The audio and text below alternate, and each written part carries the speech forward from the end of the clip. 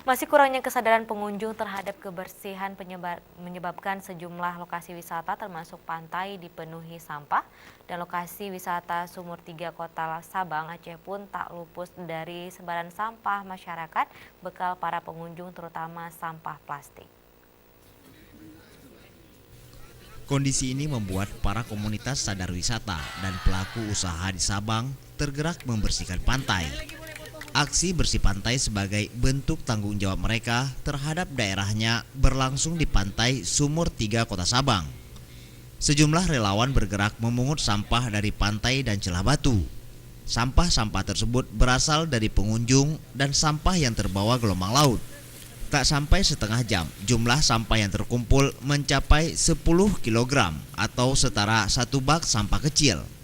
Aksi bersih pantai dalam rangkaian seminar nasional dan workshop pelaku usaha wisata Sabang ini untuk menggugah kesadaran warga dan pelaku usaha wisata di Sabang untuk memperhatikan kebersihan. Iriani, seorang relawan sadar wisata, mengharap peran serta pemerintah untuk menggalakkan aksi bersih lokasi wisata, karena aksi ini tak bisa berjalan jika wisata hanya dibebankan kepada warga dan pelaku usaha wisata. Untuk aktivitas di rumah, bersih sekitar rumah. Jadi dengan ada alat ini kan mempermudah kita, karena nggak kotor ya kan. Selain di rumah, alat ini juga dibawa ke tempat-tempat yang lain. Kalau ada kegiatan Pak, kalau ada kegiatan bersih-bersih kita bawa.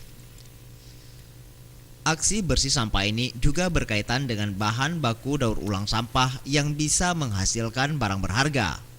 Para relawan ini dilatih membuat barang kebutuhan sehari-hari dari sampah, sehingga sampah bisa dimanfaatkan kembali dan mengurangi beban lingkungan. Sejumlah barang dari daur ulang sampah diciptakan untuk memanfaatkan sampah yang selama ini diabaikan.